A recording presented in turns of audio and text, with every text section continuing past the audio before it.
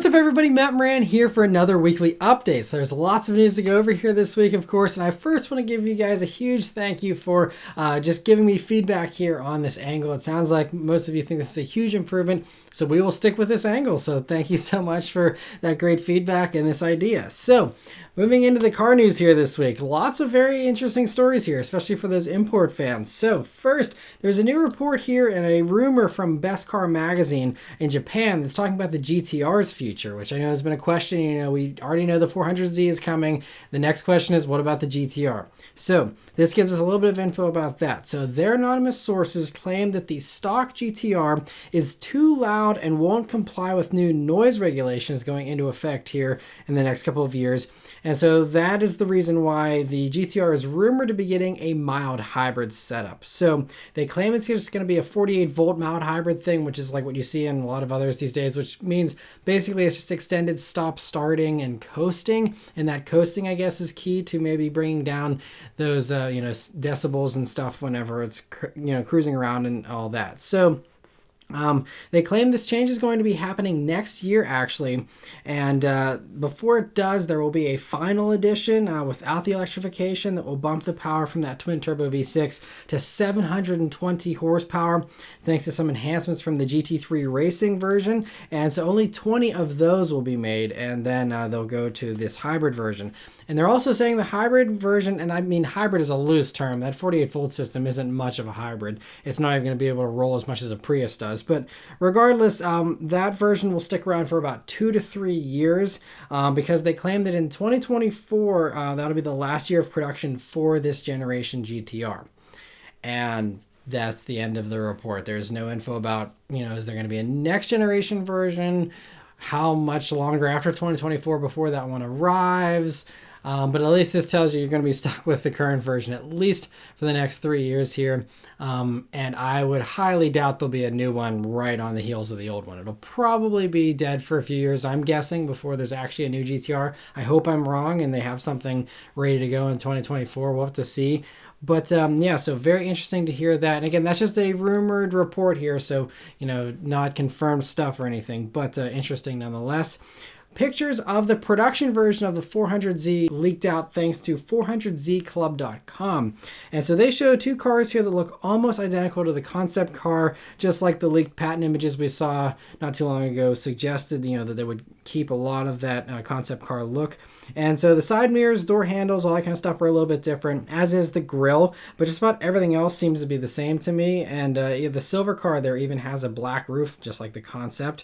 The only iffy part for me is the grille there, because you can see the head-on shot there on the gray car. It looks like it has like a chrome type finish, or like maybe a black chrome kind of appearance to it. Not sure how that's going to look. Have to kind of step back a little bit and get some better images to really see that whole part. But that is very easy if you want to fix in the aftermarket, swapping out different grille inserts and stuff. So hopefully, that's the only thing. Otherwise, I think the looks are fantastic. I love that all that stuff stuck to the concept. I think it's a really cool looking car. Also, the interior looks very similar to the concept. I mean, digital gauges, infotainment screen, all that look identical. Very impressive stuff. This one, though, is an auto, and so you see a new little automatic shifter there. But we do know that a manual will also be offered. That's already been confirmed, so there's no worries there. But of course, they're going to offer the automatic option for those who don't want to shift themselves. And so yeah, great to see those images leak out here. It looks like it might be for a photo shoot or something, because it seems like they're early production, but then they tape over the badges, which they don't do on production models if it's just rolling off the line for dealers. So I'm thinking this is like a pilot production, for a photo shoot or a video shoot or promo kind of deal.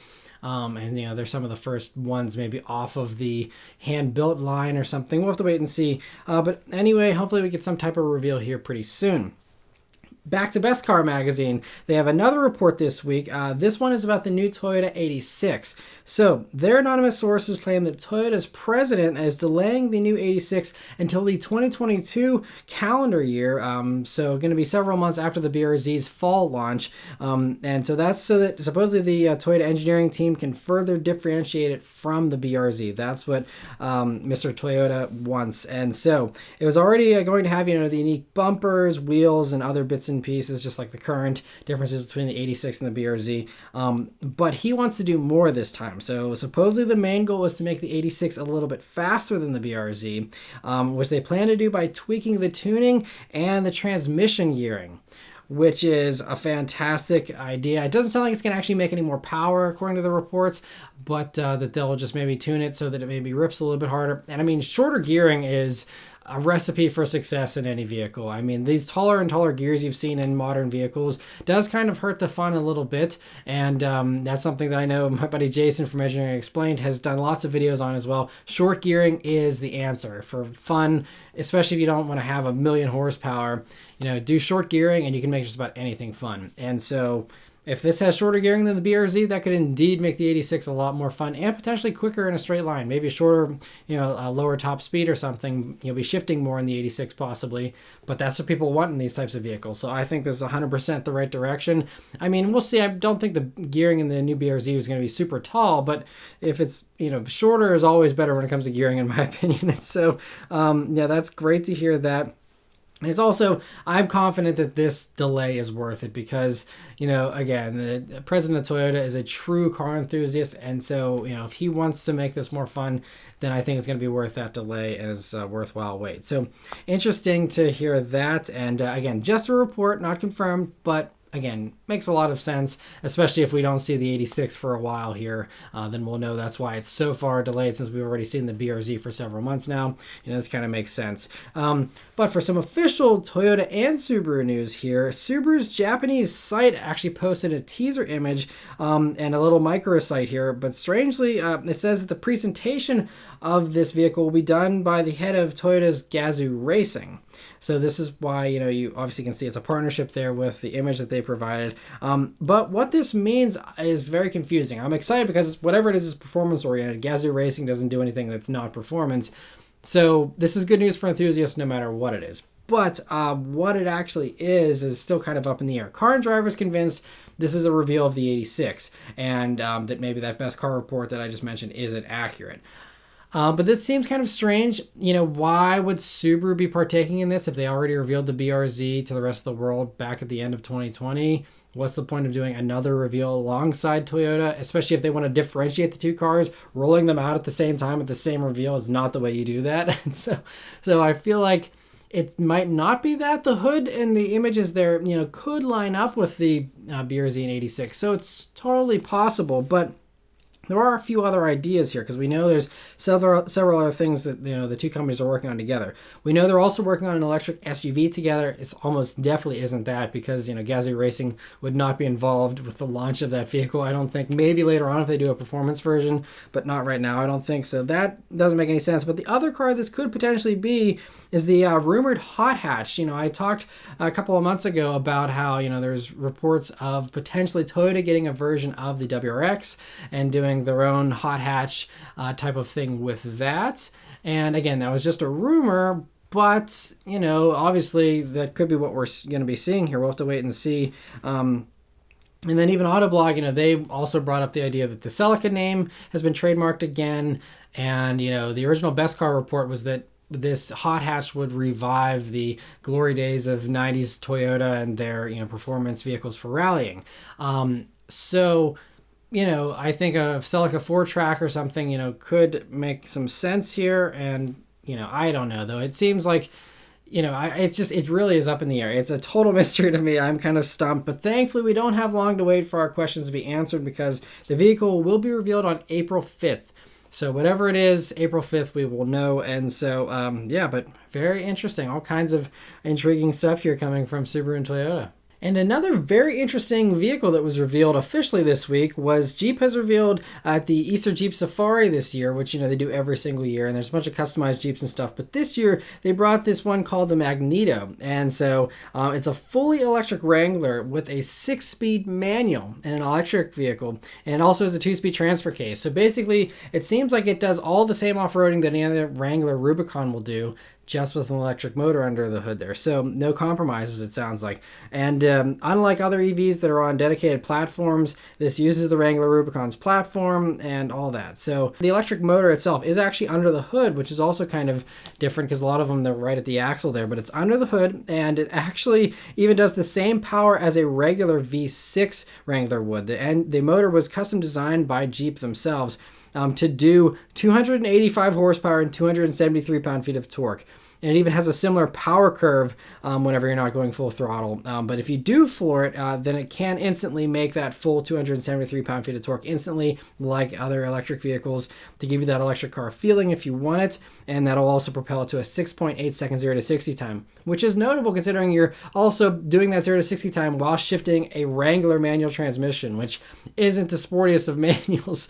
And so to be ripping a 6.8 second 0 to 60, which isn't lightning speed, but to do that with that gearbox and only that amount of horsepower shows you just how those electric motors can really add some extra zip there. But also similar to the gas engine, this electric motor redlines at only 6,000 RPMs, which is why you actually need all those gears. A lot of other electric motors, you know, they don't have those limitations. Another interesting thing here is that although it's a manual transmission with a clutch, there's no worries about stalling an electric motor. So the clutch is actually only needed whenever you're changing gears, and getting started, you don't need to use the clutch, which I think would help convince a lot of people that sit in stop and go traffic to go for the manual if they don't have to worry about starting from a stop. Obviously, that's something unique to an electric vehicle with a manual, but could kind of save the manual in a way if they bring it back in other electric vehicles as well. And it's just for, hey, I want to shift gears, and not for, you know, wanting to stop and start in traffic.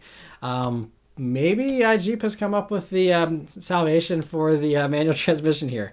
Very interesting there. So they also were very careful whenever they designed this vehicle to place the batteries in places that wouldn't compromise off-road performance or anything. So it's divided the batteries into 4 different areas. So there's one battery where the fuel tank used to be, another directly across from it, and then one in the trunk and muffler area, since those have also, the muffler's been removed and stuff. And there's also one under the hood, actually right beneath that electric motor. They add up to 70 kilowatt hour battery all total, but Jeep hasn't given any range estimates or charging times or anything. The batteries are also protected by skid plates, of course, and they're even encased in waterproof milled aluminum enclosures to, you know, make sure that they don't have any issues or anything. Jeep also says that although, you know, this is something that is a driving prototype and does totally work, and it suggests they are working on an electric Wrangler, they say they're going to be bringing it to Moab for the next 3 Easter Jeep Safaris. So we're talking the next 3 years here to continue to test it. So this means that, yes, they're working on it, but is it going to be something that's going to be available next year? No. You know, it's going to be something clearly they're going to work on for the next 3 years. And then depending on how that goes, I guess we'll see if we actually do get something like this for consumers to buy. I sure hope so, because, you know, if they can actually, you know, sell this to consumers with, you know, being the first vehicle you can actually buy with a manual transmission in an electric vehicle would be super cool. And I just really applaud the Jeep engineers for their out-of-the-box thinking to come up with this and basically make people, you know, not have to compromise. You have exactly everything you want in a Wrangler, just with the electric powertrain. Obviously, it's a good bit heavier because of all the batteries. But aside from that, it doesn't seem like there's really any compromises, and I think it's awesome. Another awesome thing this week, Bentley has revealed the 2022 Continental GT Speed. So, like past Speed versions, this one does add more speed, but the bigger changes here are actually to the handling. So, first though, the W12 engine does get 24 more horsepower, but no extra torque. That brings the totals to 650 horsepower and 664 pound-feet of torque. The extra power was made possible by higher manifold pressures in the higher RPMs, which causes it to pull a little bit harder in the upper RPMs there, which should add a little bit of extra fun. 0 to 60 times dropped by 0.1 second for a 3.5 second 0 to 60 time now.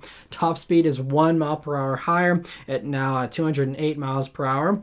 The exhaust is also louder, and they say it has been adding a little bit more character to the experience because of that exhaust. It also continues to use the 8-speed dual clutch transmission, but in its sport mode, it's been retuned to hold gears longer, downshift sooner, and shift twice as fast as a regular Continental GT. And possibly the biggest change here, in addition to all that is the addition of 4-wheel steering and an electronic limited slip differential for the first time, and both of those of course help with better handling. It's combined with retuned traction control, brake-based torque vectoring, and an all-wheel drive system that has been retuned also for a noticeable character shift. And so it's combined with massive new carbon ceramic brakes with 10-piston front calipers and 4-piston rear calipers.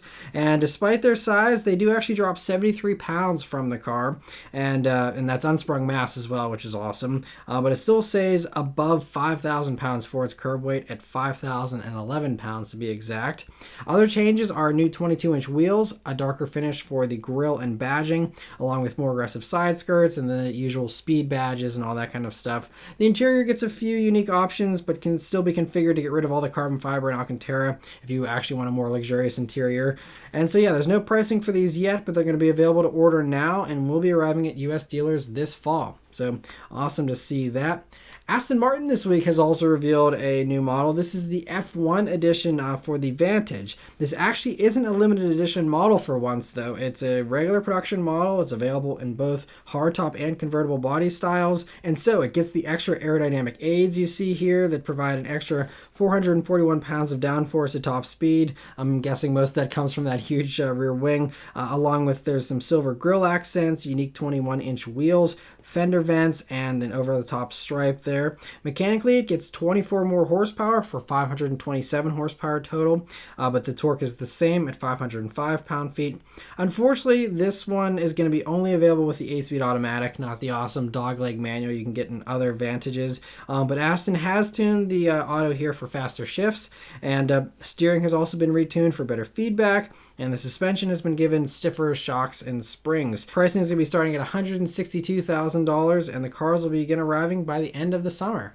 BMW this week has revealed the 2022 Alpina B8 Gran Coupe.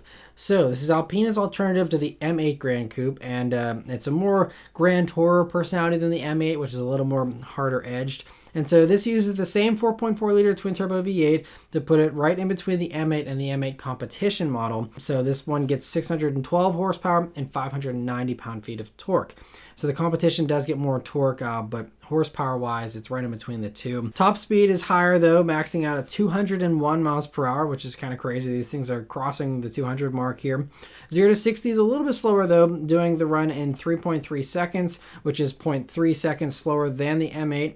Somehow it manages to weigh 351 pounds more than an M8 though, strangely enough. Either way, they still say that handling is better than an M850i Gran Coupe because the hardware is beefed up, but not as beefed up as the M8. So that's kind of where it lands here, is that, you know, you have smaller brakes, a simpler limited slip diff than the electronically controlled limited slip diff you get in the M8, and the bigger brakes those get. So it's more about power than it is the handling here in these, but visually it does get the signature Alpina styling traits with unique bumpers and the wheels and the spoiler that are all signature things that, you know, Alpina's stuck with for decades now. The inside gets unique looks for the gauges, shift knob, infotainment controller, along with, you know, Alpina branding on some of the other parts of the interior there.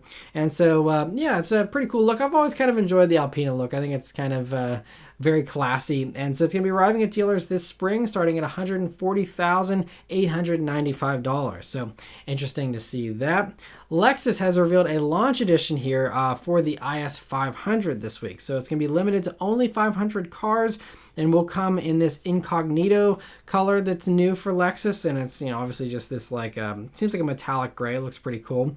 It also gets the 19-inch forged BBS wheels from the dynamic handling package on the IS 350, which are 4 pounds lighter per wheel than the regular wheels you get on an IS 500. And that's the only performance improvement over the regular IS 500 as well. Otherwise, you get a plaque with your car's serial number on it, along with faux suede inserts on the seats, door cards, center console, and steering wheel. And the steering wheel also has some silver ash wood appearance to the wheel as well. And so yeah, nice to see that, especially the forged wheels. It's great they're offering those on the IS 500 as well here. But there's no pricing yet for this launch edition, but interesting nonetheless. Lexus is also teasing this week an electric concept car that they're revealing on March 30th. It appears to show a slightly lifted or higher fastback kind of shape there, and a very interesting nose there is a little bit flatter and taller. And Lexus says that this symbolizes the next generation of a Lexus. So, the electric thing is going to be kind of a next generation idea thing, but I think also styling wise, this will kind of give you some of the styling traits you'll be expecting on future Lexus models, even if this model itself doesn't actually come to production. And yeah, during this announcement though, they revealed that they'll be also revealing details of their brand transformation. So we'll see, transformation is a strong word. So we'll have to see, aside from the electric thing, what else they're planning. Maybe they'll announce some type of deadline for when they're going fully electric or something. We'll have to wait and see, but interesting nonetheless. Volkswagen this week has also done a little teaser here for the next generation of the Amarok, which is the truck that's sold only in Europe, unfortunately. It's going to be using the next generation Ford Ranger platform. They kind of reached that agreement with Volkswagen and Ford a few years back. This is the first product of that, but clearly you can see it's going to have very bold and unique Volkswagen styling here. And there's no info on when we'll actually get a reveal for this truck, but I'm sure, it seems like that looks pretty production ready the way that looks. A little bit concept-y, but not too much. So, we'll keep an eye out for that. McLaren this week has revealed a track toy version of the 720S called the GT3X. So like many other track specials, it builds on the GT3 class racing car, but it bypasses all those rules and restrictions that they have to restrict those race cars. So making this, is going to be strictly a track toy that you can't actually race, and you can't drive it on the street either, but you can just lap it around a track and have fun with it there. It runs a version of the 4-liter twin-turbo V8 from the race car, and it's almost 200 horsepower over the race car, but the race car is severely detuned for racing, and so even with that huge jump, horsepower is just 710 horsepower. And I say just simply because that's the same as a regular 720S. And so you just kind of are back where you started with the 720. But you do get a 30 horsepower overboost function when you press a button though. So it's a little more powerful in theory, but still less powerful than the 765 LT, which is also a limited kind of track toy thing. And I think, obviously this is a lot more rare and a lot, more extreme, but I feel like the 765 LTs might be the ticket for most people. But anyway, even that 765 LT is 332 pounds heavier, actually, than this GT3X version. So, this really is a race car. It's super stripped out. And so losing 332 pounds will make a huge difference around the track. And so that's kind of the main draw here for this. And it should, because of that, be faster in every way than even that higher horsepower 765 is. But anyway, it runs the power through a 6-speed sequential racing transmission, and the brakes have also been improved over the regular GT3 version even to handle the extra weight of a passenger, since they've been adding back the passenger seat here in this vehicle that's normally removed from the GT3 cars. So they just improved the brake cooling to handle that extra weight. And these are going to be available to order now. There's no pricing given for those, but again, if you're someone buying one of these, pricing doesn't matter. So anyway, interesting to see that. And Autoblog this week had an interesting story. So they sat down with the CEO of Porsche, or at least did some type of interview with them about the future of the 911. And they gave some good reassurances for those that were worried about, Porsche's electrification future and what that meant for the 911. So the Porsche CEO emphasized in his quote here, he said, the 911 is our icon. We will continue to build it with combustion engines. That is very clear. So no mistaking what he's meaning there. And he elaborated and said there's lots of hurdles with even packaging an electric powertrain in the 911, saying the concept of the 911 doesn't allow a fully electric car because we have the engine in the rear, and to put the weight of the battery in the rear, you wouldn't be able to drive the car because the weight balance, I'm guessing, would just be terrible. And then he repeated, for this decade, I'm very clear, the 911 will be a combustion engine car. Yes, you can rest easy. You'll have a gas-powered 911. That's what's going to be the case here for the 2020s. But he doesn't mean that electrification is completely off the table. It's just a fully electric version is. So he did say later on here that we will continue to think on electrification like a very sporty hybridization for the 911, maybe for the next model range. We are already working on this concept. On this point, you can imagine that we will introduce a very sporty system like in the 919, where we use the hybrid engine to win the 24 Hours of Le Mans 3 times in a row. So, that's kind of where they're going with that. And also, they have experience with this with the 918 Spider as well. So, there's been, vehicles like this, of course. There's also the e-hybrid version of the Panamera and the Cayenne that aren't, super aggressive with their performance, but especially in the Panamera. I mean, it does give you a nice little electric boost and stuff. So if they can package that in a 911 somehow, that could be a nice way to maybe give you a little bit of electric range and dip their toes in an electrified 911 for those who do want that. And so that could be kind of an interesting thing there. But it's good to know that there will at least still be a gas engine behind that electrification here for at least a good while longer. So interesting to hear that. And lastly, Dodge has come up with a creative way to prevent car thieves here and prevent specifically people from stealing Chargers and Challengers. So they're introducing a security mode that lets you set a 4-digit PIN code that must be entered into the infotainment system each time you start the car in order for it to unlock the full horsepower. So otherwise, if you don't put in that PIN, even if you do manage to start the car, it'll basically limit the engine beyond, so it won't go past idle. It'll stay at 675 RPMs, and so that means the engine will only be able to put out 2.8 horsepower and 22 pound-feet of torque, basically forcing the would-be thief to crawl along at idle in the Charger or Challenger, and basically make it so that they don't even want to steal the car or give up their